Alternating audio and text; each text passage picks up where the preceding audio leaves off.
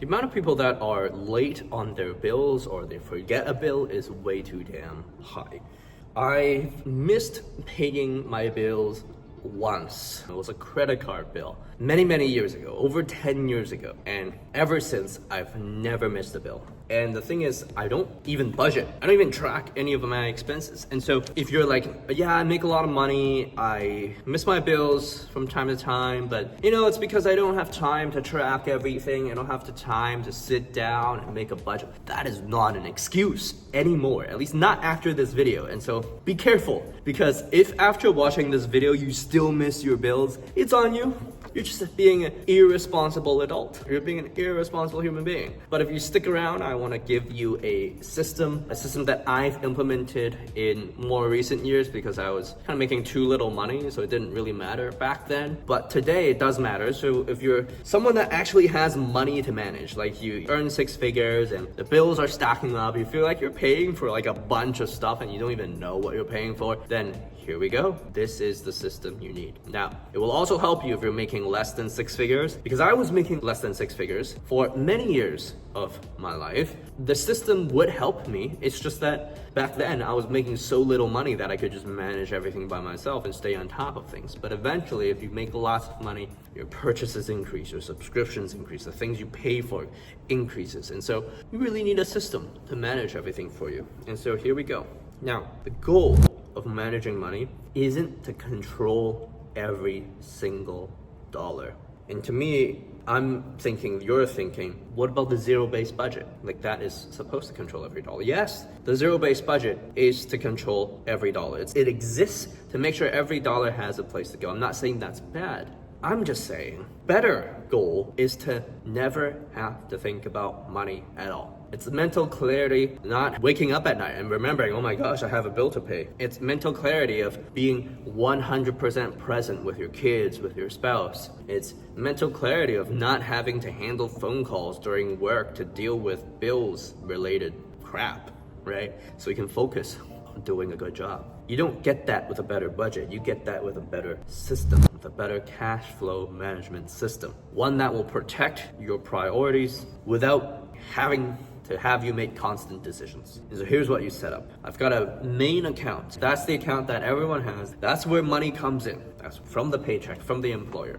And for most people, it stops there, right? That's the account where they manage all their finances, where they handle their savings. So there's a savings account, where they handle their spending. They might even have a brokerage set up, credit card set up, but the same bank. Everything is in one place, right? And you're reminded that this lack of separation will sometimes have you taking money from your savings account to cover some bills. You don't really know how much money you got to spend at the end of every single week or at the end of every single month. And sometimes your spending pulls money away from money you could have used to pay your bills, and that's why you're now late on your bills. Wait another month and you're paying all these annoying fees because of it. No more of that, okay?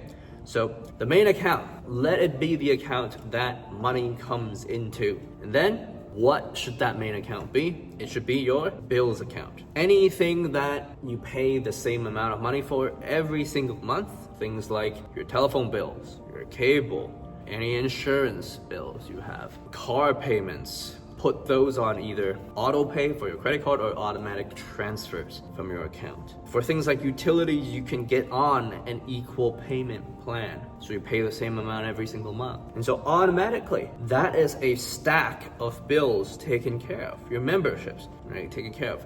You take count of how much money in total are you paying for this fixed expense. So let's say you have $10,000 coming in every single month, and then all of these fixed expenses add up to $3,000. That means you have $7,000 left. Great, right? What are you doing with those $7,000? Well, how about you set up a spending account? This spending account is for the discretionary spending. Going out to the restaurant, going out to the movies, buying clothing, getting a haircut. You set up these spending accounts that don't cover fixed expenses. In accounting, we call those variable expenses. That's a spending account at a totally different bank. And then let's say you have $7,000 and you've defined for yourself that every single month you only need to spend $1,000 because your bills are taken care of and it's just fun spending money, $1,000. So what do? You set up a $1,000 a week transfer into the spending account so you know every single week just spend